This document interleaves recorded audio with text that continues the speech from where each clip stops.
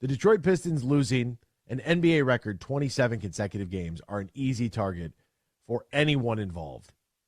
Anyone involved in covering sports or the NBA. That's what's bothersome.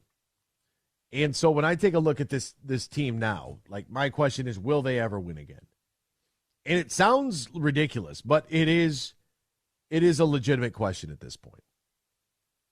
Because you're looking at a team that, you know, during this losing streak, this is what they've surrendered.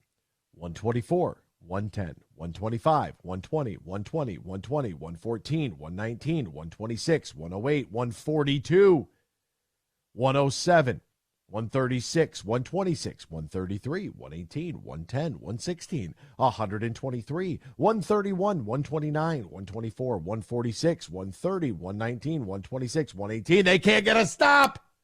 Now, part of this does have to deal with a very interesting stat that I saw in reference to the Golden State Warriors. The Golden State Warriors, when they won their title in 2016, was it 2016? Whatever year it was. Their first one. They had the number one offensive rating in the league, right? And it was like something like 116 points and change. That right now would be like middle of the pack in the NBA. It hasn't been that long. It hasn't even been a decade. And we have seen scores skyrocket. Skyrocket. You almost have to get to 30 points a quarter. Okay? 12-minute quarter, 48-minute game. You need 3 points a minute. Break it down like that. You get 3 points a minute. That's 36 points in a 12-minute quarter, right?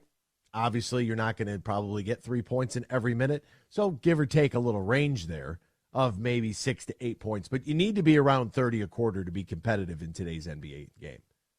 Because 30 a quarter times 4 quarters gives you 120 points, in case you weren't doing simple math at home.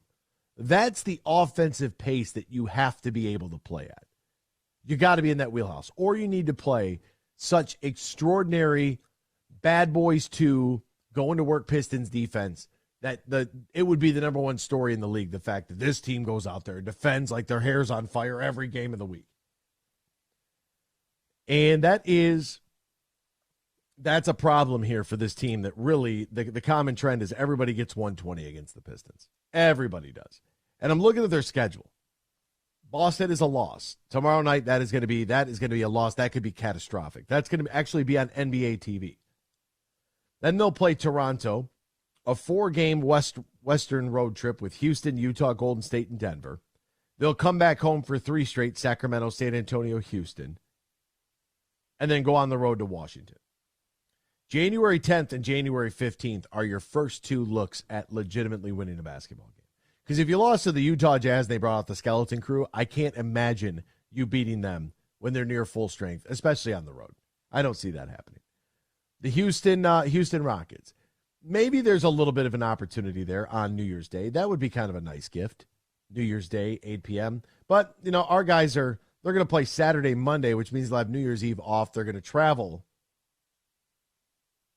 Saturday after the game against Toronto, I would imagine, and hit the flight to go to Houston, which means they'll be in Houston on New Year's Eve. I'm sure.